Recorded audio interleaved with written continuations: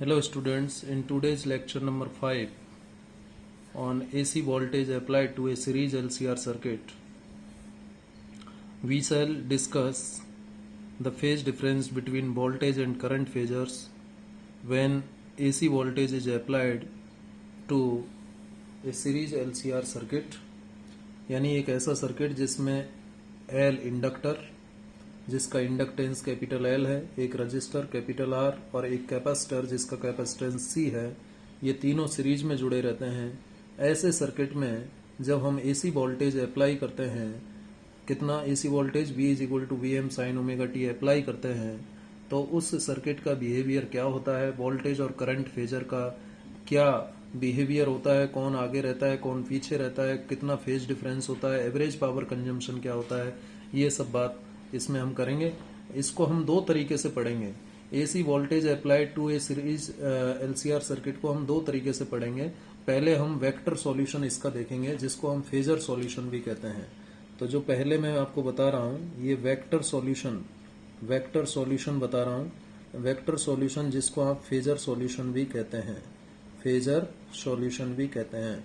Analytical solution इसका हम बाद में पढ़ेंगे। पहले हम वेक्टर सॉल्यूशन और फेजर सॉल्यूशन की बात करेंगे। देखिए ये जो सीरीज एलसीआर सर्किट होता है ना बेटा, ये series LCR circuit acceptor circuit के नाम से भी जाना जाता है। Series LCR circuit is also known as acceptor circuit. और ये क्यों एसेप्टर सर्किट कहलाता है इसके बारे में हमें जानने को मिलेगा आगे, ठीक है। कंक्लूजन ये है कि सीरीज एलसीआर सर्किट ये एसेप्टर सर्किट इसलिए कहलाता है क्योंकि ये मिनिमम इम्पीडेंस जब होती है सर्किट की रेजोनेंस के समय, जब सर्किट में रेजोनेंस होता है तो सर्किट की इम्पीडेंस मिनिमम हो जाती है और करंट मैक्सिमम होता है। यानी मैक्सिमम करंट को ये अलाउ करता है किस समय, रेजोनेंस के समय।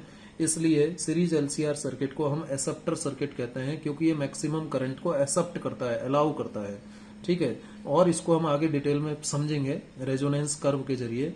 लेकिन उससे पहले अभी हम वेक्टर सॉल्यूशन की बात करें तो एक सर्किट कंसीडर करते हैं जिसमें एक इंडक्टर, ये लीजिए एक इंडक्टर जिसका इंडक्टेंस सेल्फ इंडक्टेंस मान लीजिए कैपिटल L है, ठीक है। एक कैपेसिटर, ये कैपेसिटर जिसका कैपेसिटेंस C है, और एक रजिस्टर जिसका रेजिस्टेंस कितना है, कैपिटल R है। इन तीनों को सीरीज में जोड़ दिया। कैसे जोड़ दिया, सीरीज में जोड़ दिया। और इस किसके अक्रॉस जोड़ा, एक हमने जोड़ दिया एसी वोल्टेज, एसी वोल्टेज हमने जोड़ा। एसी वोल्टेज के साथ सीरीज में हमने एल सी और आर को जोड़ दिया, ठीक है। एल सी आर को जोड़ दिया, ठीक है। और ये जो वोल्टेज हम अप्लाई कर रहे हैं वो कितना है, V M sine omega T, इतना एसी वोल्टेज हम अप्लाई कर रहे हैं। अब आप ये सब जानते हैं कि जो इंडक्टर है इसके अक्रॉस जो पोटेंशियल ड्रॉप होगा इंडक्टर के अक्रॉस वो VL होगा, ठीक है। कैपेसिटर के अक्रॉस जो पोटेंशियल ड्रॉप होगा उसे हम VC कहते हैं, क्या कहते हैं, VC कहते हैं। और रजिस्टर के अक्रॉस जो पोटेंशियल ड्रॉप होगा उसे हम VR कहते हैं। अब जब इसमें हम AC voltage V is equal to VM sine omega t apply करते हैं सर्किट में, तो इसमें क्या फ्लो हो जाएगा बेटा, करंट फ्लो हो जाएगा। इसे क्या कहेंगे, अल्टरनेटिंग करंट, जो कि RMS करंट होगा, रूट मीन स्क्वायर करंट। और ये जो वोल्टेज है ये रूट मीन स्क्वायर वोल्टेज है, ठीक है। और हम ये भी जानते हैं कि जो इंडक्टर VL होता है इसमें जब करंट फ्लो होगा तो फ्लक्स में चेंज आएगा, तो इसमें करंट इंड्यूस हो जाता है। इसलिए इसके अक्रॉस जो वोल्टेज ड्रॉप होता है वो -LdI/dt, इतना वोल्टेज ड्रॉप होता है किसके अक्रॉस, इस इंडक्टर के अक्रॉस। कितना, VL is equal to -LdI/dt। और जो VC है यानी वोल्टेज ड्रॉप अक्रॉस कैपेसिटर कितना होगा, Q/C होगा। Q क्या है, चार्ज स्टोर्ड बाय कैपेसिटर है, ठीक है। C क्या है, कैपेसिटेंस है कैपेसिटर का, तो Q बराबर CV से आप VC की वैल्यू निकाल सकते हो, Q/C। और रजिस्टर के अक्रॉस वोल्टेज ड्रॉप तो आप जानते ही हैं, I/R होता है। कितना होता है, I/R होता है। इतनी बात आपको समझ में आ गई होगी। अब हमने इंडक्टर को अलग से स्टडी किया था, सेपरेटली स्टडी किया है। कैपेसिटर की अलग स्टडी की थी, रेजिस्टिव सर्किट की अलग स्टडी की थी। अब देखिए रेजिस्टिव सर्किट में आपने देखा हो तो जिस डायरेक्शन में करंट होता है, देखिए करंट तो ऐसे जा रहा है ना, सब में करंट का डायरेक्शन ये है, सब में करंट का डायरेक्शन यही है। सभी के अंदर करंट का, एल के अंदर भी देखें तो करंट का डायरेक्शन यही है, सी के अंदर भी देखें तो करंट का डायरेक्शन यही है, ठीक है। सी के अंदर भी करंट का डायरेक्शन यही है, तीनों में करंट का डायरेक्शन तो यही है। और जो रजिस्टर होता है इसमें जो वोल्टेज का डायरेक्शन होगा, आप जानते हो रजिस्टिव सर्किट में करंट और वोल्टेज सेम डायरेक्शन में होते हैं, यानी वोल्टेज और करंट में कोई फेज डिफरेंस नहीं होता। किस केस में? रजिस्टर के केस में। रजिस्टर के केस में वोल्टेज और करंट सेम डायरेक्शन में होते हैं, फेज डिफरेंस 0 होता है। ये बात हम ऑलरेडी कर चुके हैं। और जब इंडक्टर की बात करते हैं तो इंडक्टर एल से शुरू होता है। मैंने याद रखने का तरीका आपको बताया था। इंडक्टर को एल से रिप्रेजेंट किया। एल का मतलब लैग बिहाइंड से हम निकालते हैं, ठीक है। वैसे एल इंडक्टर कहलाता है, लेकिन याद रखने के हिसाब से हम एल को लैग बिहाइंड करके याद करें, यानी करंट पीछे रहता है। कौन पीछे रहता है? करंट पीछे रहता है। किससे? वोल्टेज से। कितना पीछे रहता है? π/2 से। यानी वोल्टेज और करंट के बीच कितने का फेज डिफरेंस होता है? करंट और वोल्टेज और करंट के बीच जो फेज डिफरेंस होता है वो कितने का होता है? 90 डिग्री, यानी π/2 का होता है। कितने का होता है? π/2 का। और करंट जो है वोल्टेज से कितना पीछे रहता है? π/2 से पीछे रहता है। करंट पीछे रहता है। Current lags behind voltage by π/2, ये आप जानते हो। कैपेसिटर में आप जानते हो करंट आगे रहता है, वोल्टेज पीछे रहता है। कैपेसिटर में वोल्टेज और करंट के बीच जो फेज डिफरेंस होता है ये भी आप जानते हो कितना होता है? 90 डिग्री होता है, π/2 होता है। अब इसमें ये जो है VC का डायरेक्शन हो गया नीचे की तरफ। ये किसका डायरेक्शन हो गया? VC का डायरेक्शन हो गया। वोल्टेज अक्रॉस कैपेसिटर, ये VC है बेटा, ठीक है। तो VC इसमें क्या, इसमें कौन आगे रहता है? इसमें करंट आगे रहता है। किससे? वोल्टेज से। करंट आगे रहता है। और इंडक्टर में करंट पीछे था। किससे? वोल्टेज से। और कैपेसिटर में करंट आगे रहता है। किससे? वोल्टेज से। ध्यान रखो, ये बात हम ऑलरेडी कर चुके हैं। अब इसका हम फेजर डायग्राम बना लें। क्या बना लें? Phasor diagram. अब देखिए फेजर डायग्राम कैसे बनेगा। फेजर डायग्राम यदि हम इसका बनाएं, क्योंकि हम फेजर और वेक्टर सॉल्यूशन की बात कर रहे हैं, तो फेजर और वेक्टर सॉल्यूशन के लिए हमें फेजर और वेक्टर डायग्राम इसका बनाना पड़ेगा। तो फेजर और वेक्टर डायग्राम पहले इसका बना लें हम, ठीक है। फेजर और वेक्टर डायग्राम इसका देखें तो कैसे आता है। देखिए फेजर और वेक्टर डायग्राम बनाने के लिए हम जानते हैं ऐसे दो एक्सिस ड्रॉ करते हैं, एक वर्टिकल एक्सिस और एक हॉरिजॉन्टल एक्सिस हम ड्रॉ करते हैं इस तरीके से। ये हॉरिजॉन्टल एक्सिस ड्रॉ कर लिया हमने, ठीक है। ये हॉरिजॉन्टल एक्सिस ये होता है एक्स एक्सिस, ठीक है। ये आपका ओ मान लीजिए, और ये नीचे की तरफ होता है वाई डैश, नेगेटिव वैल्यूज आती है इस पर, और ये होता है वाई जिस पर पॉजिटिव वैल्यूज आती है, ठीक है। क्लियर है यहाँ तक। अब यहाँ इस डायरेक्शन में ये जो एक्स की डायरेक्शन है बेटा, ये जो एक्स की डायरेक्शन है, इस डायरेक्शन में हम क्या ले रहे हैं? वोल्टेज वी आर का डायरेक्शन है। देखो जी किसका डायरेक्शन है? वी आर का डायरेक्शन है। और इसी डायरेक्शन में करंट आई है, इसी डायरेक्शन में करंट आई है, और इसी डायरेक्शन में कौन है? वोल्टेज वी आर है। वी आर इसी डायरेक्शन में है। समझ गए? कहाँ से पता चल रहा है? यहाँ से पता चल रहा है। अब देखिए वी सी का डायरेक्शन कहाँ है? वी सी का डायरेक्शन कहाँ है? वी सी का डायरेक्शन वाई डैश नीचे की तरफ है। वी सी का डायरेक्शन, वी सी का डायरेक्शन कहाँ है बेटा? नीचे की तरफ है। वी सी, ये वी सी है, ठीक है। और वी एल का डायरेक्शन कहाँ है? वी एल का डायरेक्शन कहाँ है?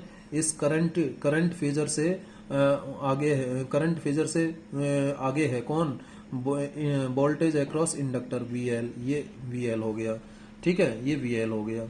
वी एल ऊपर की तरफ है और वी सी नीचे की तरफ है। इस डायग्राम से हमने बना लिया, ये फेजर डायग्राम बन गया, ठीक है। अब आप जानते हो जो रिजल्टेंट ये एसी वोल्टेज होता है वो इस डायरेक्शन में होता है। ये हम डायरेक्शन लेते हैं, हमने हमेशा लिया ये किसकी? वोल्टेज की, एसी वोल्टेज की डायरेक्शन लिया है। इसको ये बी से रिप्रेजेंट किया जाता है, ठीक है। और ये एंगल भी आप जानते हो कितना होता है? ये एंगल भी आप जानते हो ओमेगा टी हम लेते थे, लेकिन हम यहाँ पर ओमेगा टी लेने के बजाय फाई ले लेते हैं। कितना ले लेते हैं? फाई ले लेते हैं। मान लीजिए कि वोल्टेज और करंट के बीच कितना फेज डिफरेंस है? फाई का फेज डिफरेंस है, ठीक है। हम ये एलसीआर सर्किट पढ़ रहे हैं, और एलसीआर सर्किट में हमने इधर करंट लिया है और इधर वोल्टेज लिया है। मान लिया कि वोल्टेज और करंट के बीच जो फेज डिफरेंस है वो कितना है? π/2 का है। वोल्टेज और करंट के बीच फेज डिफरेंस कितना है? π/2 का है। सॉरी, π/2 का नहीं, फाई का है। कितना फेज डिफरेंस है? फाई फेज डिफरेंस है। किसके बीच? वोल्टेज और करंट के बीच, वोल्टेज और करंट के बीच। चलिए आगे बढ़ते हैं इसमें। यदि हम आगे बात करेंगे बेटा इसमें, हाँ ये एरो नहीं लेना है बेटा, क्योंकि इसमें हमें अभी पता नहीं है कि कौन आगे है कौन पीछे है। दोनों तरफ लगा दो इसमें एरो। ये एंगल हो गया, ठीक है। ये एंगल हो गया। ये एंगल क्या हो गया? फाई हो गया, ठीक है। ये फेज डिफरेंस हो गया वोल्टेज और करंट के बीच। किस केस में? एलसीआर सर्किट के केस में, सीरीज एलसीआर सर्किट के केस में, ठीक है। और ये जो डायरेक्शन है आप जान रहे हो, ये डायरेक्शन यहाँ से यहाँ तक का जो डायरेक्शन है ये वी आर है, ठीक है। और ये वाला जो ये देखिए ये वी आर आ गया ना आपका, ये वी आर आ गया, ये वेक्टर कौन सा आ गया, वी आर आ गया, जो इसको मैंने यहाँ भी लिखा है, ये वी आर हो गया। इस डायरेक्शन में कौन है, वी आर है। इस डायरेक्शन में कौन है, वी है। और इस डायरेक्शन में कौन होगा बेटा, इस डायरेक्शन में कौन होगा, केवल बी एल होगा या कुछ और होगा। देखिए वीसी जब इस तरफ है, बीसी इस तरफ है, वीसी इस तरफ है, भाई ये आपका वीसी है। इस डायरेक्शन में कौन है, वीसी है। और इस डायरेक्शन में कौन है बेटा, वीएल है। तो इस डायरेक्शन में जो रिजल्टेंट आएगा, एक वेक्टर तो ये है वीसी और एक वेक्टर ये है वीएल, तो इस डायरेक्शन में जो रिजल्टेंट आएगा अपवर्ड डायरेक्शन में, तो वीएल में से वीसी माइनस होगा, यानी ये वाला जो वेक्टर है ये वीएल माइनस वीसी को रिप्रेजेंट करता है। किसको रिप्रेजेंट करता है, वीएल माइनस वीसी को रिप्रेजेंट करता है। समझ में आ गई बात, वीएल माइनस वीसी को रिप्रेजेंट करता है। समझ में आ गई यहां तक बात, वीएल माइनस वीसी को रिप्रेजेंट करता है ये वाला वेक्टर। और ये वेक्टर क्या हो गया, वीआर हो गया। देखो ये वेक्टर हो गया आपका वीआर, ठीक है। और ये वाला जो वेक्टर हुआ बेटा, ये हो गया आपका वीएल माइनस वीसी हो गया, ठीक है, वीएल माइनस वीसी हो गया। और ये वाला जो वेक्टर हुआ ये हो गया आपका रिजल्टेंट वेक्टर, ये रिजल्ट जो अल्टरनेटिंग वोल्टेज वाला वेक्टर है ये, ठीक है, क्लियर। अब ये ट्राइंगल बन गया, ये क्या बन गया, ट्राइंगल बन गया। अब इसमें पाइथागोरस थ्योरम अप्लाई करके हम आसानी से v का वैल्यू निकाल सकते हैं, ठीक है। चलिए वो बात हम अभी करेंगे, लेकिन उससे पहले देखिए यदि हम एंगल की बात करें तो ये देखिए आई है, ये आई है, क्या है, ये आई का डायरेक्शन है। जब ये आई का डायरेक्शन है, जब ये आई का डायरेक्शन है, तो आई के डायरेक्शन के केस में जब ये आई का डायरेक्शन है, आप जानते हो वीएल जो वोल्टेज अक्रॉस इंडक्टर है वो आई से आगे रहता है, कितने से, 90 डिग्री से। यानी करंट पीछे रहता है और वोल्टेज आगे रहता है, किस केस में, इंडक्टर के केस में, इतना होगा। यानी इस करंट, ये करंट का डायरेक्शन है और ये वीएल का डायरेक्शन है, तो 90 डिग्री का एंगल होता है। करंट पीछे रहता है, वोल्टेज आगे रहता है। वहीं यदि हम बीसी के केस में देखें, कैपेसिटर के केस में, तो कौन आगे रहता है, करंट आगे रहता है, करंट आगे रहता है, ठीक है। तो यहाँ भी ये एंगल कितना होगा, करंट आगे रहेगा, ये एंगल 90 डिग्री होगा, वीसी से आगे रहता है 90 डिग्री से, ठीक है, करंट आगे रहता है। तो ये वोल्टेज अक्रॉस कैपेसिटर और करंट के बीच में फेज डिफरेंस कितना, 90 डिग्री। और वोल्टेज अक्रॉस इंडक्टर और करंट के बीच कितना फेज डिफरेंस, 90 डिग्री।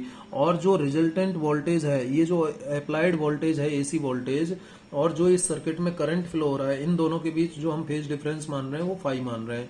ये सीरीज एलसीआर का एक क्या हो गया, फेजर डायग्राम हो गया। ये क्या हो गया बेटा, फेजर डायग्राम हो गया, किसके लिए, सीरीज एलसीआर सर्किट के लिए, सीरीज एलसीआर सर्किट के लिए फेजर डायग्राम हो गया, ठीक है।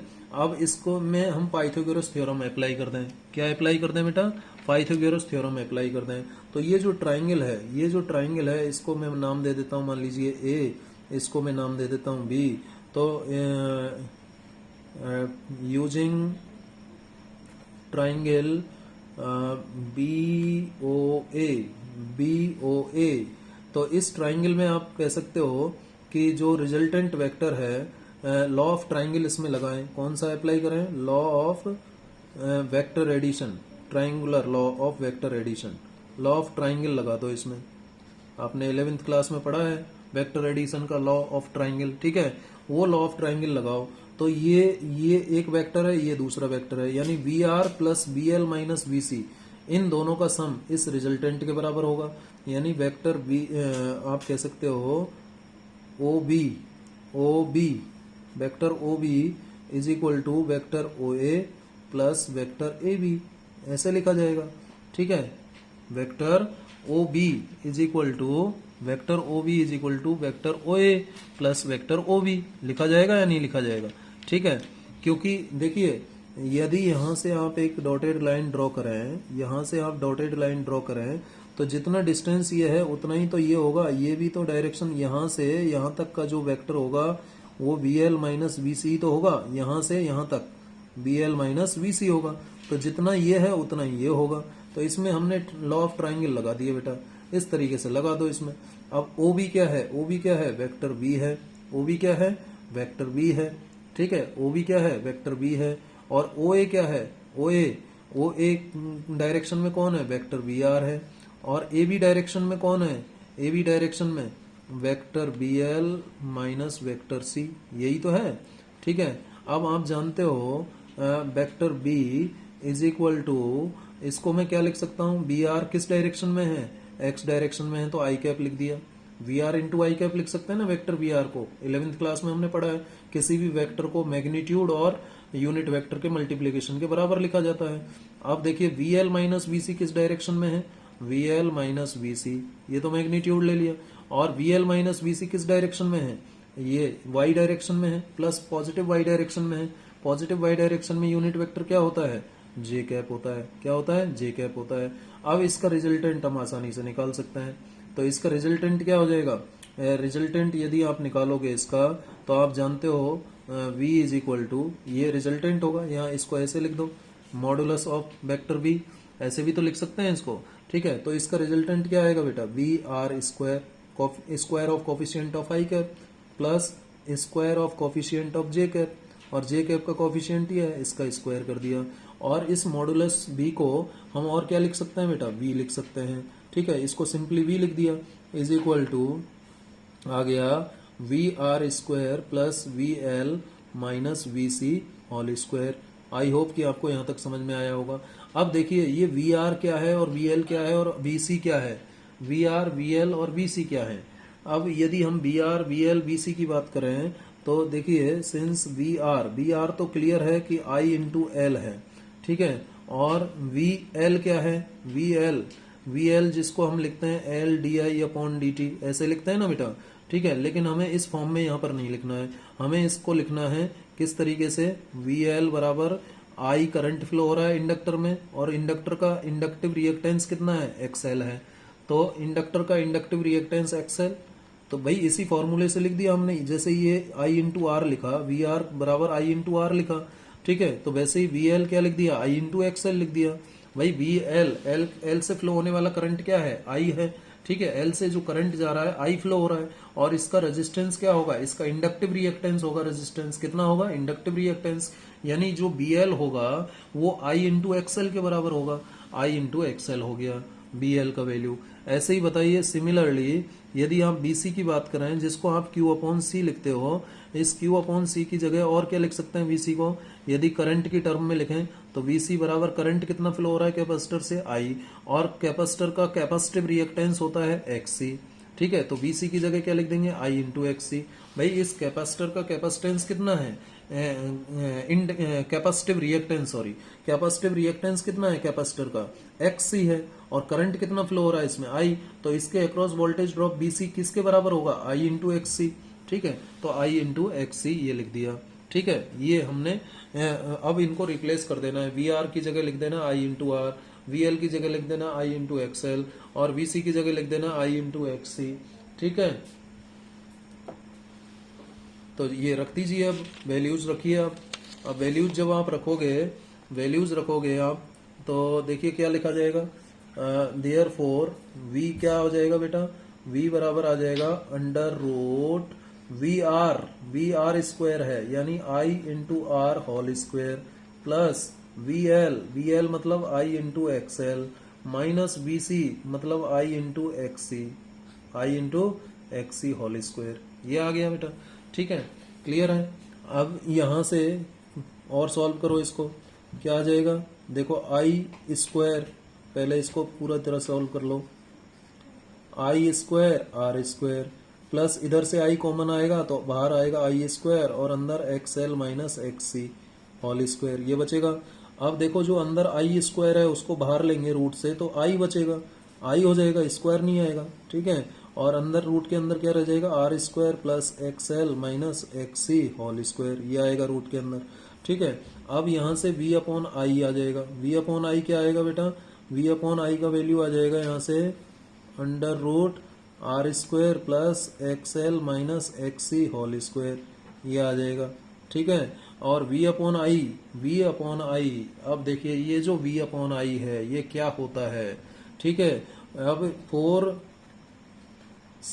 LCR सर्किट, एक ऐसा सर्किट जिसमें तीनों कंपोनेंट जुड़े हैं, for L C R circuit, ठीक है, L C R, L minus नहीं है, ये L dash C dash R है, L C R circuit, L C R circuit, we define we define we define we define impedance. क्या define करते हैं? Impedance. चाहे आप सीरीज एलसीआर सर्किट की बात कर रहे हो या फिर पैरेलल एलसीआर सर्किट की बात कर रहे हो, तो एक नई टर्म डिफाइन करते हैं इम्पीडेंस, जिसको हम कैपिटल जेड से रिप्रेजेंट करते हैं। ना केवल एलसीआर सर्किट के लिए, for LCR circuit, for LR circuit, ठीक है, फॉर आरसी सर्किट, ठीक है, ठीक है, फोर फोर ये तीनों सर्किट हो गए आपके। ऐसे भी हो सकता है फोर एल सी सर्किट, ठीक है। इन तीनों सर्किट के केस में इम्पीडेंस डिफाइन होता है, इम्पीडेंस डिफाइन होता है, ध्यान रखिएगा। तो एक ऐसा सर्किट जिसमें इंडक्टर, कैपेसिटर और रजिस्टर, इनमें से कोई दो जुड़े हुए हैं, तो उस केस में रेजिस्टेंस डिफाइन नहीं होता। क्या डिफाइन होता है? इम्पीडेंस डिफाइन होता है। अब आप कहेंगे सर ये इम्पीडेंस होता क्या है? ठीक है भाई, सिंपल सर्किट है तो रेजिस्टेंस डिफाइन करते हैं हम, लेकिन ऐसा सर्किट जिसमें इंडक्टर, कैपेसिटर और रजिस्टर, इन तीनों में से कोई दो जुड़े हुए हैं, तो उस सर्किट के लिए हम इम्पीडेंस डिफाइन करते हैं। अब देखिए इम्पीडेंस होता क्या है। Impedance impedance impedance of A circuit is defined as effective resistance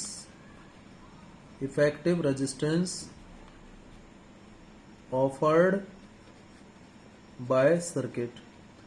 तो मतलब इम्पीडेंस भी क्या है? रेजिस्टेंस है। इफेक्टिव रेजिस्टेंस मतलब, इफेक्टिव का मतलब हम नेट भी कह सकते हैं, टोटल, ठीक है, नेट रेजिस्टेंस। तो नेट रेजिस्टेंस जो ऑफर किया जाएगा सर्किट के द्वारा, उसे हम क्या कहते हैं? इम्पीडेंस कहते हैं। और इसे किससे रिप्रेजेंट करते हैं? जेड से रिप्रेजेंट करते हैं। एस आई यूनिट की यदि हम बात करें इम्पीडेंस की, एस आई यूनिट जो होता है इम्पीडेंस का, वो होता है ओम। यानी जो रेजिस्टेंस का यूनिट है वही यूनिट होता है ओम, जिसको आप ऐसे भी लिखते हो, ठीक है। ये इम्पीडेंस होता है बेटा, क्लियर? ये इम्पीडेंस कहलाता है। तो जेड क्या है यहाँ पर? जेड जेड जेड इम्पीडेंस है, जो कि किसके रेशो के बराबर होगा? वी अपॉन आई के बराबर होगा, ठीक है। वी अपॉन आई के को हम अब आर नहीं लिखेंगे, ध्यान रखना, इस बात को ध्यान रखना। जब भी आप किसी सीरीज एलसीआर सर्किट या parallel LCR circuit, LR circuit, RC circuit या एलसी सर्किट के साथ डील कर रहे हो, तो उस केस में वी और आई का रेशो जेड के बराबर होता है, यानी इम्पीडेंस के बराबर होता है। हालांकि इम्पीडेंस भी एक रेजिस्टेंस होता है, ठीक है। इम्पीडेंस भी क्या होता है? रेजिस्टेंस होता है। तो यदि v अपॉन आई की जगह जेड रखेंगे, तो ये v upon I is equal to ये जो होगा, इसको क्या लिखा जाएगा? v अपॉन आई की जगह जेड लिखा, और ये बराबर आ जाएगा किसके? Under root R square plus X L minus X C whole square, इसके बराबर आ जाएगा, ठीक है। ये इम्पीडेंस का रिलेशन आ गया। क्या आ गया? इम्पीडेंस का रिलेशन आ गया, ठीक है बेटा, ये इम्पीडेंस का रिलेशन आ गया। तो इस तरीके से हम वेक्टर सॉल्यूशन यानी फेजर सॉल्यूशन कर सकते हैं किसी सीरीज एलसीआर सर्किट के लिए। अब यहाँ पर एक टर्म और जान लीजिए, इम्पीडेंस ट्राइंगल पूछ लेता है कई बार। Impedance triangle, impedance triangle, impedance triangle क्या होता है? इसी टॉपिक के अंदर है। इम्पीडेंस ट्राइंगल क्या है? देखिए, जैसे ये देखिए, आप इससे पहले वाले यदि टॉपिक पर जाओगे, इससे पहले वाले यदि टॉपिक पर जाओगे, तो हमने क्या पढ़ा? देखना जरा, हमने क्या पढ़ा? देखो, ये वी आर, ये V L minus B C और ये वी था, ठीक है। तो इम्पीडेंस ट्राइंगल में ये जो वेक्टर होगा, ये इम्पीडेंस वेक्टर होगा। क्या होगा? इम्पीडेंस वेक्टर होगा। जैसे कि आपने ये इक्वेशन लिखा था बेटा, ये इक्वेशन लिखा ना, ये इक्वेशन, ये वाला equation, B R I cap plus B L minus B C J cap, यानी आई कैप यानी पॉजिटिव एक्स डायरेक्शन में तो वी आर होगा, और पॉजिटिव वाई डायरेक्शन में B L minus B C होगा, ठीक है, और ये वी होगा। तो यदि आप बी आर को आई इंटू आर लिखते हो, बी एल को आई इंटू एक्स एल लिखते हो, बी सी को आई इंटू एक्स सी लिखते हो, यानी इस तरीके से लिख देते हो, इस तरीके से लिख देते हो, तो ये वी अपॉन आई जेड के बराबर हो जाता है। तो यानी ये इक्वेशन आती है। जब इसको आप ड्रॉ करोगे ना बेटा, इसको जब आप ड्रॉ करोगे इस इक्वेशन की हेल्प से, तो देखो ये डायरेक्शन तो आएगा आपका, किसका डायरेक्शन आएगा? एक्स एल माइनस एक्स सी का डायरेक्शन आएगा, इस डायरेक्शन में तो एक्सएल माइनस एक्ससी होगा, और ये जो डायरेक्शन होगा वेक्टर का, ये जो वेक्टर का डायरेक्शन होगा ये किसका डायरेक्शन होगा, वेक्टर आर होगा, रेजिस्टेंस वेक्टर होगा आर, क्योंकि ये आई कैप की तरफ था ना और ये जे कैप की तरफ था।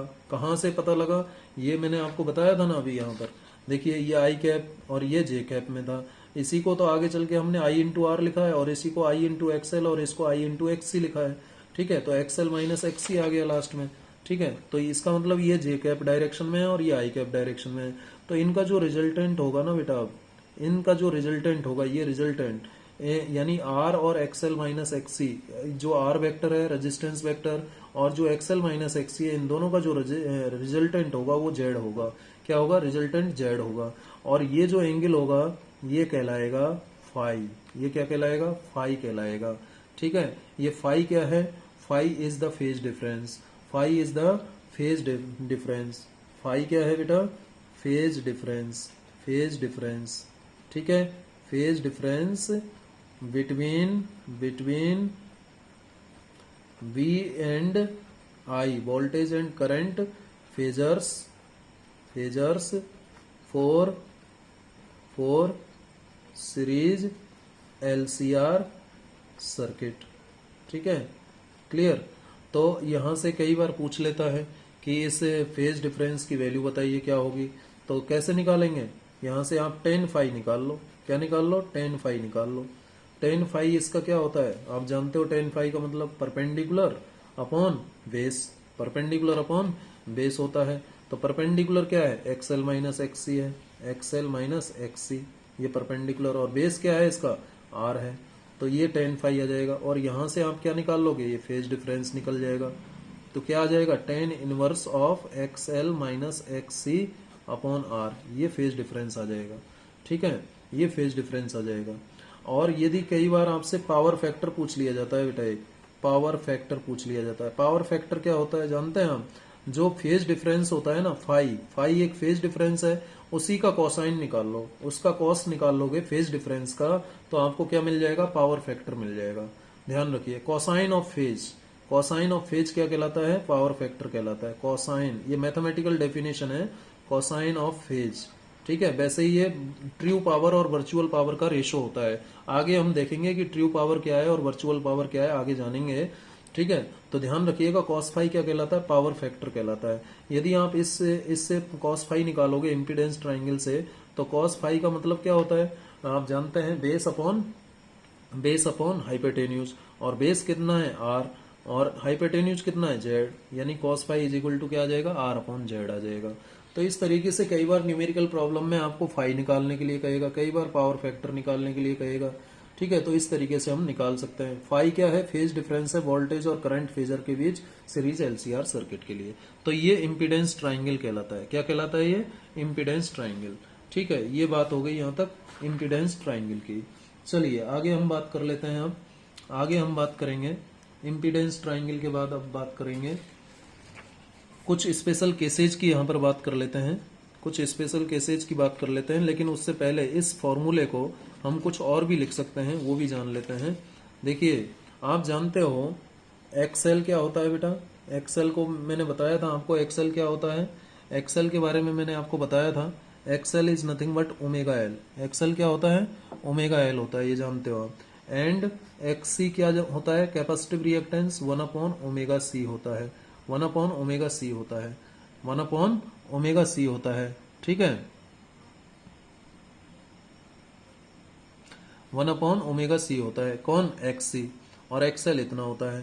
तो फिर जेड का वैल्यू क्या लिखा जाएगा, impedance, Z is equal to आ जाएगा under root R square plus, क्या था जेड का वैल्यू देखना जरा, XL R square plus XL minus XC whole square था। तो एक्सएल की जगह और एक्ससी की जगह वैल्यू रख दें, तो R square plus omega L minus X C की जगह क्या लिखेंगे, 1 upon omega C whole square.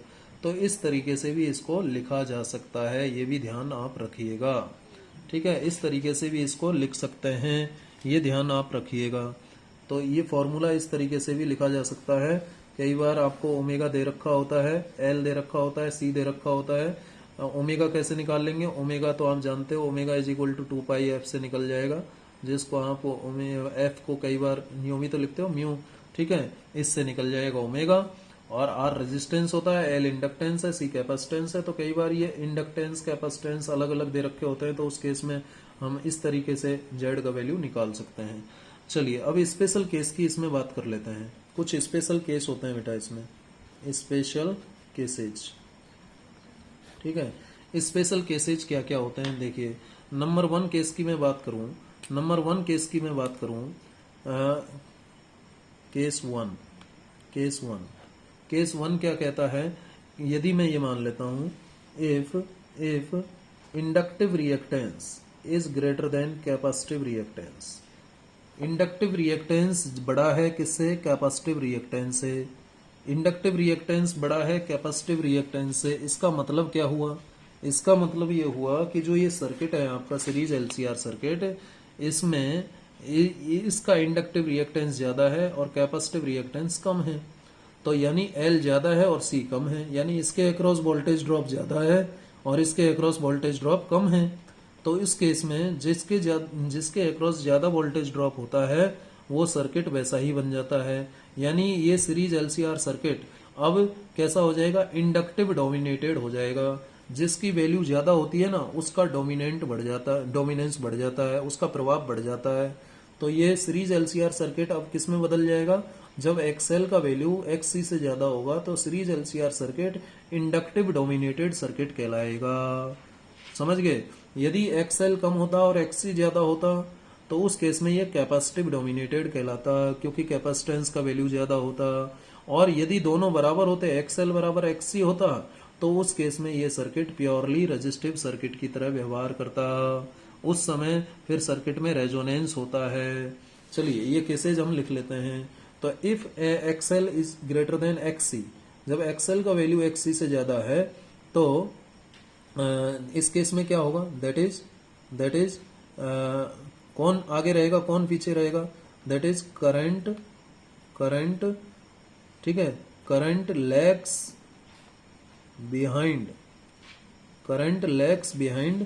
Voltage, current lags behind voltage, ठीक है, current lags behind voltage by phase angle, phase angle कितने से पीछे रहेगा current, by phase angle phi से पीछे रह जाएगा। अब फाई की वैल्यू निकालनी है, कैसे निकालेंगे, फाई की वैल्यू कितना पीछे रहेगा, फाई की वैल्यू निकालनी है तो ये फॉर्मूला आप जानते हो, XC/R, ये जानते हो आप, ठीक है। या फिर आप इससे निकाल सकते हो, ये भी फॉर्मूला आप जानते हो, फाई की वैल्यू इससे भी आ सकती है, ये अभी अभी मैंने आपको बताया, ठीक है, ये अभी अभी बताया मैंने आपको। तो जो सीरीज एलसीआर सर्किट है इस केस में जब एक्सएल की वैल्यू एक्ससी से ज्यादा है तो ये एक्ससी नेग्लिजिबल हो गया, तो उस केस में ये XL/R आ जाएगा सिंपली। और उस केस में in this case series LCR circuit is said to be inductive dominated circuit. क्या नाम हो जाएगा इसका, इंडक्टिव डोमिनेटेड सर्किट हो जाएगा, क्योंकि अब इसमें एक्सएल यानी इंडक्टेंस का प्रभाव ज्यादा है और जो कैपेसिटेंस है उसका प्रभाव कम है, तो इंडक्टिव डोमिनेटेड सर्किट कहलाएगा ये, ठीक है। चलिए केस 2 ले लेते हैं, इसका उल्टा हो जाएगा केस 2 इसका उल्टा हो जाएगा। If XL is less than XC, XL XC से कम है, इसका मतलब क्या है, XL जब XC से कम होता है तो उस केस में आप जानते हो करंट आगे रहता है, करंट इज अहेड ऑफ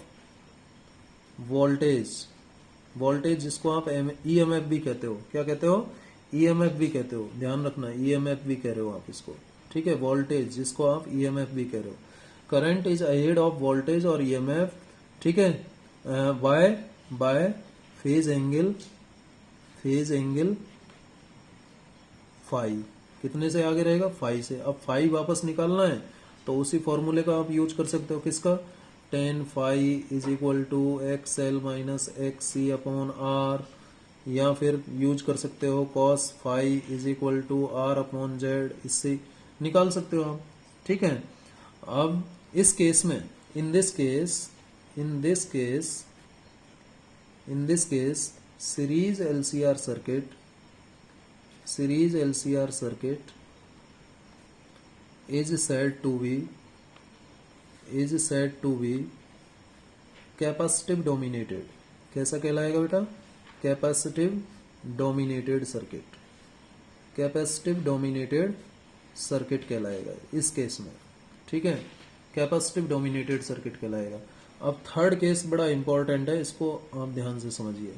क्या केस है? If XL is equal to XC, यदि इंडक्टिव रिएक्टेंस कैपेसिटिव रिएक्टेंस के बराबर हो जाए।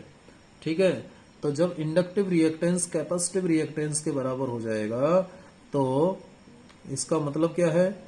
Current and voltage are in same direction. Current और वोल्टेज सेम डायरेक्शन में है। इट मीन्स जो tan फाई का वैल्यू आएगा अब यहाँ पर XL minus XC upon R से आप निकालोगे तो ऊपर 0 आ गया, नीचे R है, तो tan फाई क्या आ गया बेटा? 0 आ गया। tan फाई का वैल्यू 0 आ गया, तो इसका मतलब फाई क्या आ जाएगा यहाँ से? फाई आपका आ गया 0। Sine phi upon cos phi होता है, तो साइन फाई यानी फाई 0 आता है। tan 0 is 0। ठीक है, 0 का मतलब tan 0, तो फाई का वैल्यू क्या आ गया? 0 आ गया। आप इससे निकालो या फिर cos phi is equal to R upon Z से निकाल लो। cos phi is equal to R upon Z से निकालोगे तो जेड का वैल्यू क्या हो जाएगा उस केस में? Under root R square plus XL minus XC whole square, ये होता है जेड का वैल्यू। जब इसमें XL बराबर XC रखोगे तो ये सिंपली क्या आएगा? 0 आएगा। ये XL बराबर XC होने से तो जेड किसके बराबर आ गया? आर के बराबर आ गया। और जेड आर के बराबर आ जाएगा तो cos फाई क्या आ जाएगा? cos फाई का वैल्यू 1 आ जाएगा। और 1 किसका वैल्यू होता है? cos 0 का होता है, यानी cos phi is equal to cos 0 आ गया। यानी फाई का वैल्यू क्या आया बेटा? 0 आया, यानी फेज डिफरेंस 0 आता है। जब XL का वैल्यू X0 के बराबर XL का वैल्यू XC के बराबर होगा तो वोल्टेज और करंट के बीच फेज डिफरेंस आता है 0। ठीक है, और इस केस में in this case series LCR circuit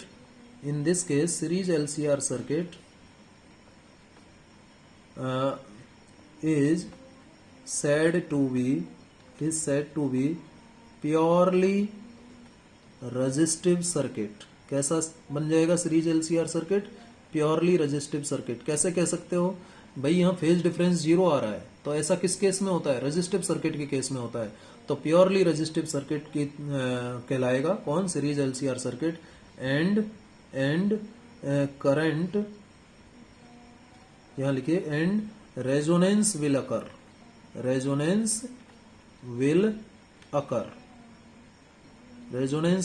that is current will be maximum। It means circuit allow or accept maximum current। ठीक है, कब? रेजोनेंस के समय। ठीक है, therefore a series LCR circuit is also known as acceptor circuit। acceptor circuit भी इसे कहते हैं हम। क्या कहते हैं?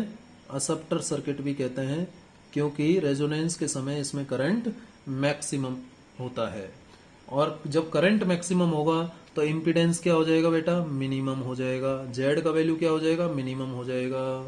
करंट मैक्सिमम होगा तो इम्पीडेंस क्या हो जाएगा? मिनिमम। ध्यान रखिए, इस थर्ड केस में इम्पीडेंस तो आपका हो गया मिनिमम। ठीक है, और करंट हो गया आपका मैक्सिमम। करंट क्या हो जाता है? मैक्सिमम। ठीक है, ये ध्यान रखिएगा। तो सर्किट में रेजोनेंस कब होगा बेटा? जब एक्सएल का वैल्यू एक्ससी के बराबर आएगा। जब एक्सएल का वैल्यू एक्ससी के बराबर आएगा तो सर्किट में रेजोनेंस होगा। रेजोनेंस का मतलब सर्किट में करंट मैक्सिमम हो जाएगा। इसका मतलब उस समय वोल्टेज और करंट के बीच फेज डिफरेंस 0 आ जाएगा। ठीक है, और रेजोनेंस के ऊपर हम आगे बात करेंगे। चलिए, ये था वेक्टर सॉल्यूशन किसका? सीरीज एलसीआर सर्किट का। सीरीज एलसीआर सर्किट का ये क्या था? वेक्टर सॉल्यूशन था। अब हम बात कर लेते हैं एनालिटिकल सॉल्यूशन की। एनालिटिकल सॉल्यूशन की बात कर लेते हैं। तो एनालिटिकल सॉल्यूशन में हम जस्ट मैथमेटिक्स का यूज करेंगे। किसका यूज करेंगे? मैथमेटिक्स का यूज करेंगे। यानी हम करंट की वैल्यू फाइंड आउट करेंगे, वोल्टेज अप्लाई करके देखेंगे, और वोल्टेज अप्लाई करके करंट डिराइव करेंगे। सर्किट हम वही लेंगे जो पहले लिया था। सर्किट हमारा यही है, सर्किट यही रहेगा, सीरीज एलसीआर सर्किट। यही वाला सर्किट हम ड्रॉ कर लेते हैं दोबारा से। ठीक है, यही वाला सर्किट हम ड्रॉ कर लेते हैं दोबारा से। ये देखिए, ये L, ये C, ये R। ठीक है, और इनको सीरीज में जोड़ा, और सीरीज में जोड़ने के बाद ये वोल्टेज अप्लाई कर दिया। ये वोल्टेज अप्लाई कर दिया। कितना एसी वोल्टेज अप्लाई किया? Vm sine omega T. ठीक है, तो यहाँ पर जो वोल्टेज ड्रॉप हुआ वो कितना हुआ? -LdI/dt हुआ, क्योंकि जब इसमें करंट आई फ्लो होगा तो इसके अक्रॉस वोल्टेज ड्रॉप होगा। इसके अक्रॉस जो वोल्टेज ड्रॉप है वो Q/C, और R के अक्रॉस जो वोल्टेज ड्रॉप है वो IR। तो ये था R, ये C और ये L, ये हम जानते हैं। ठीक है, अब इसमें देखिए, यदि इसमें हम सिंपली किरचॉफ लॉ अप्लाई कर दें, applying Kirchhoff law, applying Kirchhoff's law, Kirchhoff voltage law. ठीक है, केवीएल, केवीएल मतलब किरचॉफ वोल्टेज लॉ। तो किरचॉफ वोल्टेज लॉ क्या होता है कि जो टोटल वोल्टेज है वो कांस्टेंट रहता है। ठीक है, यानी ये जो वोल्टेज आपने अप्लाई किया V = Vm sine omega T, ये VL, VC और VR इन तीनों के सम के बराबर होगा।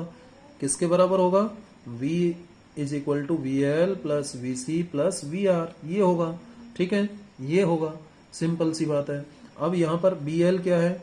देखिए, हम यहाँ पर VL की मैग्नीट्यूड वैल्यू लेंगे, मैग्नीट्यूड लेंगे। VL वैसे क्या होता है? -LdI/dt होता है, लेकिन हम जब एक्सप्रेशन में इसको रखेंगे तो इसका मैग्नीट्यूड लेंगे। तो मैग्नीट्यूड जब लेते हैं तो माइनस प्लस हो जाता है। ठीक है, तो ये वाली वैल्यू हम VL की यहाँ पर रखेंगे, LdI/dt, और Q की BC की जगह क्या रखें? Q/C, और VR की जगह क्या रखें? IR, और ये V हो गया। ठीक है, यहाँ तक ठीक है। चलिए आगे सॉल्व करते हैं। अब V की जगह क्या रख दें? यहाँ पर Vm sine omega T. V की जगह क्या रख दिया बेटा? Vm साइन ओमेगा टी, यही है। L d/dt। I की जगह क्या रख सकते हैं बेटा? I की जगह dQ/dt। Rate of flow of charge होता है ना, तो इधर मैं लिख देता हूं आपको, I बराबर क्या है? dQ/dt। Rate of flow of charge होता है, ये सब आप बात जानते हो।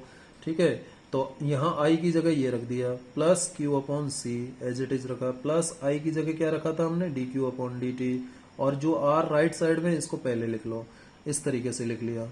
ठीक है, अब इसको सॉल्व करें, इसको सॉल्व करें तो क्या इक्वेशन बन जाएगा? अब देखिए, इसको मैं ऐसे भी लिख सकता हूँ, L, इसको लिखेंगे d2Q/dt²। इस टर्म को लिख रहा हूँ बेटा मैं, पहले ये लिख दिया d2Q/dt²। सेकंड ऑर्डर का डिफरेंशिएशन हो गया। ये फर्स्ट ऑर्डर का डिफरेंशिएशन होता है, और ये बन गया आप सेकंड ऑर्डर का डिफरेंशिएशन चार्ज का टाइम के रेस्पेक्ट में। ठीक है, plus Q/C plus R dQ/dt, और इसको लिख दो राइट साइड में Vm साइन ओमेगा टी। ठीक है, इतना लिख दिया, इतना लिख दिया। और थोड़ा सा अरेंज कर लो इसको। क्या अरेंज कर ले भाई? इसको लिख दो आप d2Q/dt²। L भी लिख दो चलो, और R वाले को पहले लिख लो dQ/dt, प्लस Q/C को बाद में लिख दो, = Vm साइन ओमेगा टी। ये बेटा एक मैथमेटिक्स में लीनियर डिफरेंशियल इक्वेशन कहलाती है। ये मैथमेटिक्स में क्या कहलाती है? एक लीनियर डिफरेंशियल इक्वेशन कहलाती है। यदि इसको इक्वेशन 1 मान लें हम इसको, ठीक है, और इसको इक्वेशन 2 मान लें, तो ये मैथमेटिक्स का लीनियर डिफरेंशियल इक्वेशन है, जिसको हम सिंपल हार्मोनिक इक्वेशन भी कहते हैं। डैम्प्ड सिंपल हार्मोनिक इक्वेशन है, ठीक है। इक्वेशन 2 रिप्रेजेंट्स डैम्प्ड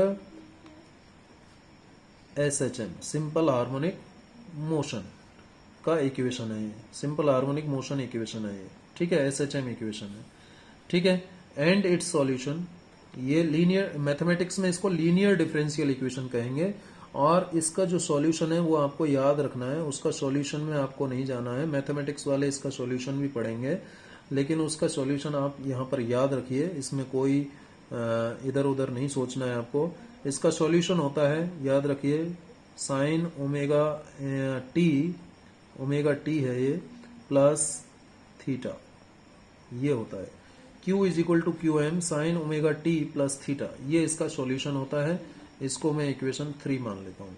ये सॉल्यूशन आपको लर्न करना है। क्यू एम मैक्सिमम वैल्यू है चार्ज का, क्यू किसी टाइम टी पर वैल्यू है चार्ज का, ओमेगा वही एंगुलर फ्रीक्वेंसी, टी टाइम है, और थीटा जो है फेज को बताता है, ठीक है। अब हम क्या करते हैं, इस Q से देखिए, इस इक्वेशन में D Q upon D T है, Q है, और D two Q upon D T square है, तो Q तो हमारे पास आ गया, लेकिन D Q upon D T भी तो निकाल रहे हैं, तो इसका डिफरेंशिएशन कर दो इसका, तो D Q upon D T आ जाएगा। तो क्यू एम का तो होगा नहीं, क्योंकि ये तो टाइम के रेस्पेक्ट में बदल नहीं रहा, और साइन का डिफरेंशिएशन आप जानते हो, cos omega T plus theta हो जाता है साइन का डिफरेंशिएशन, और फिर ओमेगा टी प्लस थीटा का क्या होगा, ओमेगा मल्टीप्लाई में आ जाएगा। तो इसको इक्वेशन नंबर 4 कर दो। ये D Q upon D T की वैल्यू आ गई। हमें D two Q upon D T square भी चाहिए, D two Q upon D T square भी चाहिए, तो क्या लिखेंगे, ओमेगा क्यू एम, इसका तो होगा नहीं, और कॉस का डिफरेंशिएशन हो जाएगा, माइनस साइन होता है, आप जानते हैं कॉस का डिफरेंशिएशन क्या होता है, माइनस साइन, ठीक है। और फिर ओमेगा टी प्लस थीटा का ओमेगा आएगा बाहर, तो वो स्क्वायर हो जाएगा ये, ठीक है। इसको मान लेते हैं हम इक्वेशन नंबर 5। तो हमने क्यू लिखा, क्यू को याद रखना है आपको, D Q upon D T, इससे डिफरेंशिएशन से निकाल लिया, D two Q upon D T square, फिर डिफरेंशिएशन से निकाल लिया। Now putting equation 3, 4, 5 into equation 2 we have, क्या आ जाएगा, L D two Q upon D T square की जगह रखो, L D two Q upon D T square, D two Q upon D T square की वैल्यू ये है, तो माइनस को इधर ले लेता हूँ, omega square Q M sine omega T plus theta, ये आ गया, ठीक है। और फिर plus R D Q upon D T की जगह रखो, omega Q M cos omega T plus theta, ये आ गया, ठीक है, प्लस क्यू अपॉन सी, यानी 1 अपॉन सी आ जाएगा, ठीक है, 1 अपॉन सी, और क्यू की जगह Q M sine omega T plus theta, ये आ गया क्यू की जगह, और इज इक्वल टू क्या था, is equal to V M sine omega T, V M sine omega T, ये इक्वेशन बन गया, ठीक है। अब इसको जस्ट हमें मैथमेटिकली सॉल्व करना है, और सॉल्व करना भी कोई बहुत भारी काम नहीं है। देखिए सॉल्व कर लेते हैं। इसमें हमारे पास कॉमन आ रहा है, क्या कॉमन आ रहा है, omega into Q M common ले लो आप, इसमें क्या कॉमन ले लो बेटा, omega into Q M common ले लो, ओमेगा इंटू क्यू एम, ठीक है, ये कॉमन ले ओमेगा इंटू क्यू एम, तो यहाँ से क्या बच गया, ओमेगा बचा एक और एल बचा, और ये sine omega T plus theta आ गया, ठीक है। यहाँ से omega into Q M common लिया तो आर बचा, ठीक है, R cos omega T plus theta, ये आ गया, ठीक है बेटा, प्लस यहाँ से ओमेगा इंटू क्यू एम, यहाँ ओमेगा था ही नहीं, तो ओमेगा को कॉमन ले रहे हो तो ओमेगा नीचे आ जाएगा एक, 1 अपॉन ओमेगा सी, और क्यू एम को बाहर ले गए, sine omega T plus theta, ठीक है, कॉमन लिया है omega into Q M, is equal to क्या आ गया, V M sine omega T, ये इक्वेशन बन गया बेटा, ठीक है। अब और आगे सॉल्व करें, इसको आगे सॉल्व करें तो ओमेगा क्यू एम, ये तो ऐसे आ गया, ओमेगा क्यू एम ये आ गया यहाँ पर, ठीक है, ओमेगा क्यू एम, और एक्सएल की जगह क्या लिख सकते हैं, एक्सएल की जगह क्या लिख सकते हैं, आप सब जानते हो, एक्सएल लिख सकते हैं, क्या, inductive reactance, sine omega T plus theta, ये लिख दिया, plus R cos omega T plus theta, और 1/ओमेगा c को क्या लिख सकते हैं, कैपेसिटिव रिएक्टेंस XC, और ये sine omega T plus theta ये आ गया, ठीक है, is equal to VM sine omega T ये आ जाएगा, ठीक है। अब यहाँ पर देखिए इसको और रीअरेंज कीजिए, ओमेगा इंटू क्यू एम आपका कॉमन है, ठीक है, कोई दिक्कत नहीं है। अंदर देखिए sine omega T plus theta और sine omega T plus theta common आ रहा है ना, और कॉमन आने के बाद जो बचेगा XC यहाँ बचेगा और माइनस XL यहाँ बचेगा, तो इसको ऐसे लिख दो XC माइनस XL, और कॉमन क्या आया, sine omega T plus theta ये कॉमन आ गया, ऐसे लिख सकते हैं, plus R cos omega T plus theta ये अंदर बच गया, is equal to VM sine omega T ये आ गया मैथमेटिकल इक्वेशन। अब इसमें हम क्या करें, इसमें यहाँ पर आपको ध्यान रखना पड़ेगा बेटा, थोड़ा सा यहाँ पर क्या ध्यान रखना पड़ेगा, आपको Z से मल्टीप्लाई और Z से डिवाइड करना है। अब इसको क्या करना है, Z से मल्टीप्लाई और Z से डिवाइड करना है, ठीक है। इसको इक्वेशन नंबर आप मान लो कोई 6 मान लो, ठीक है। तो यहाँ लिख देना multiplying and dividing equation 6 by impedance Z, ठीक है। मल्टीप्लाई और डिवाइड कर दो, चलो करो मल्टीप्लाई और डिवाइड, जब इसको करोगे तो क्या आएगा, मल्टीप्लाई और डिवाइड करोगे तो देखिए क्या आएगा, omega into Q M, omega into Q M ये था, मल्टीप्लाई किया तो Z और आ गया, ठीक है। ब्रैकेट के अंदर XC minus XL upon Z आ जाएगा, और into sine omega T plus theta as it is हो जाएगा। फिर आगे क्या है, आर के नीचे Z आ जाएगा, और क्या है, cos omega T plus theta ये आ जाएगा, is equal to VM sine omega T ये इक्वेशन आ जाएगा। क्या किया मैंने बेटा, ये जो इक्वेशन थी ना, इसमें Z से मल्टीप्लाई किया तो यहाँ Z आ गया, और डिवाइड करेंगे तो इसके नीचे Z आ जाएगा और इसके नीचे Z आ जाएगा, तो लेफ्ट साइड में हमने Z से मल्टीप्लाई और डिवाइड कर दिया, सिंपली ये काम किया है, ठीक है। अब देखिए जो R अपॉन Z है, इस इक्वेशन को इस इक्वेशन के अंदर अज्यूम कर लेते हैं, लेट R अपॉन Z आप पहले से ही जानते हो cos फाई होता है, और XC minus XL upon Z ये होगा साइन फाई, ये क्या होगा, साइन फाई। ये इम्पीडेंस ट्राइंगल से भी आप लिख सकते हो, इम्पीडेंस ट्राइंगल से भी यही आने वाला है। देखो जरा R अपॉन Z तो cos फाई आता था, अब साइन फाई मतलब क्या होता है, परपेंडिकुलर अपॉन हाइपोटेन्यूज। परपेंडिकुलर क्या है, XL माइनस XC, और हाइपोटेन्यूज क्या है, Z। ये अलग बात है कि यहाँ XL माइनस XC है और यहाँ XC माइनस XL आ रहा है, उससे कोई फर्क नहीं पड़ने वाला, क्योंकि आगे ये स्क्वायर फॉर्म में आता है।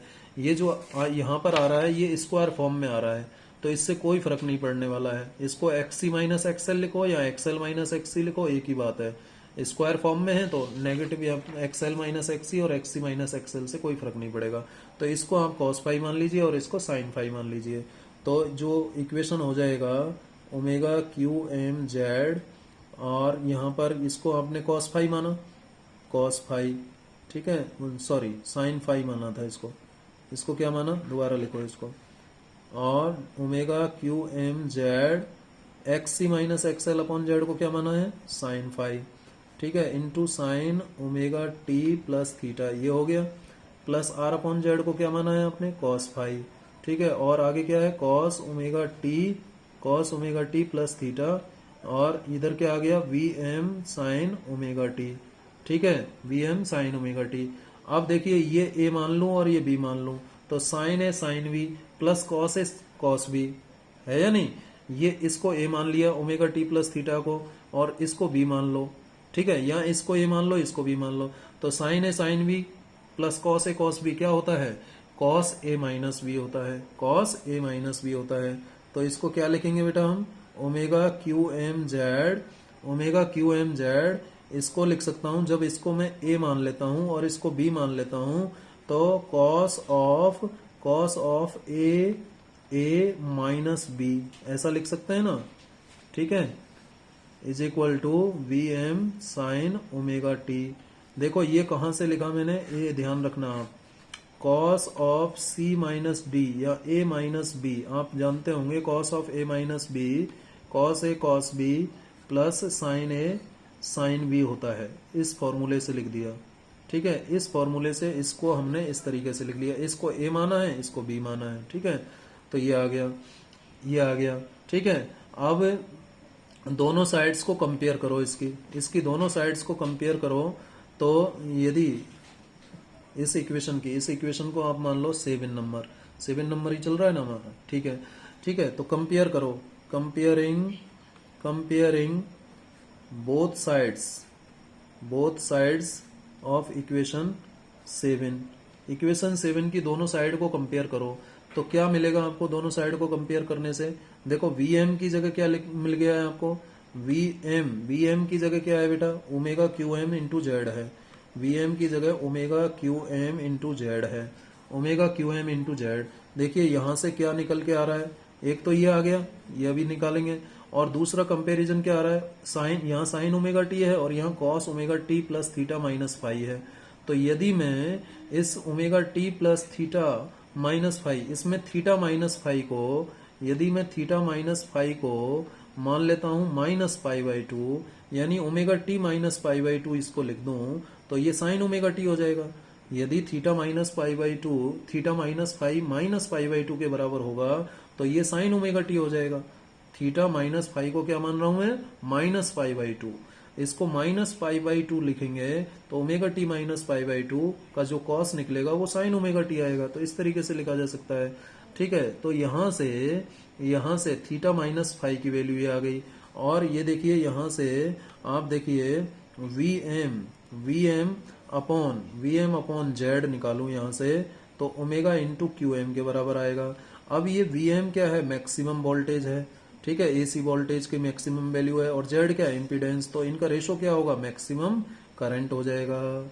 मैक्सिमम कौन सा करंट, अल्टरनेटिंग करंट, जो कि किसके बराबर आ रहा है, ओमेगा इंटू क्यू एम के बराबर आ रहा है, ठीक है बात। तो आई एम का वैल्यू क्या आ गया, ओमेगा इंटू क्यू एम आ गया। ये मैक्सिमम अल्टरनेटिंग करंट है और ये मैक्सिमम वोल्टेज है, अल्टरनेटिंग वोल्टेज। तो मैक्सिमम अल्टरनेटिंग वोल्टेज और इम्पीडेंस का रेशो क्या आएगा, मैक्सिमम अल्टरनेटिंग करंट आएगा। ये बात क्लियर है। अब देखिए हम ऑलरेडी ये लिखे थे, since Q is equal to, हमने क्या लिखा था, Q M sine omega T plus theta, ये लिखा था ना हमने। और यहां से हमने I की वैल्यू निकाली D Q upon D T. यदि I की वैल्यू इससे निकालूं तो I क्या आ जाएगा, D Q upon D T, यानी इसका डिफरेंशिएशन कर दो, यानी D Y D T, Q M निकालेंगे, क्यू रखेंगे यहाँ, Q M sine omega T plus theta, ये आ जाएगा।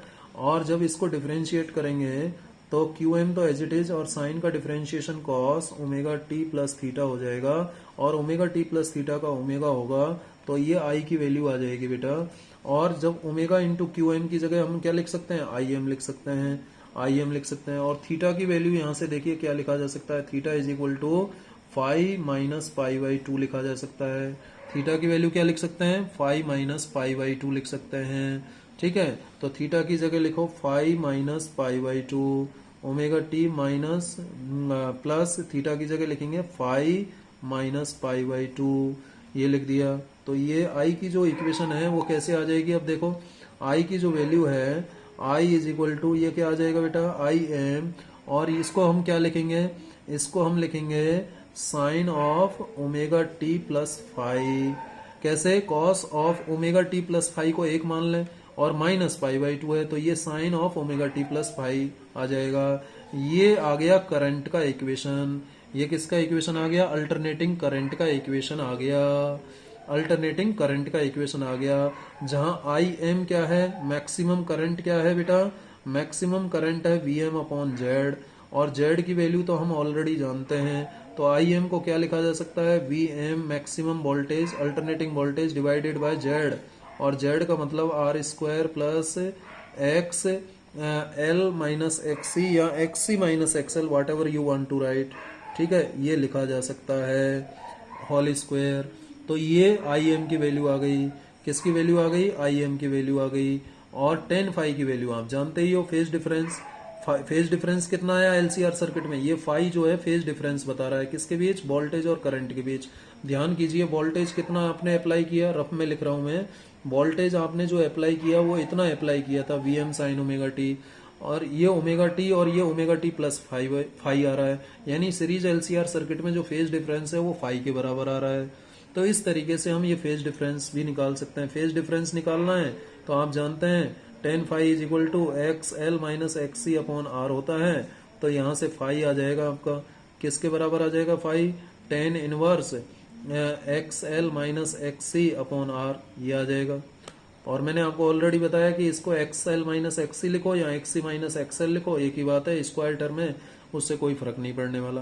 तो इस तरीके से हम phase difference series LCR circuit के लिए निकाल सकते हैं। तो आज हमने वेक्टर सॉल्यूशन और एनालिटिकल सॉल्यूशन की बात की सीरीज एलसीआर सर्किट के लिए। उम्मीद है आपको समझ में आया होगा। वीडियो को दोबारा देखिएगा, बार बार देखिएगा, जिससे कि आपको और क्लियर हो। आप सभी का बहुत बहुत धन्यवाद।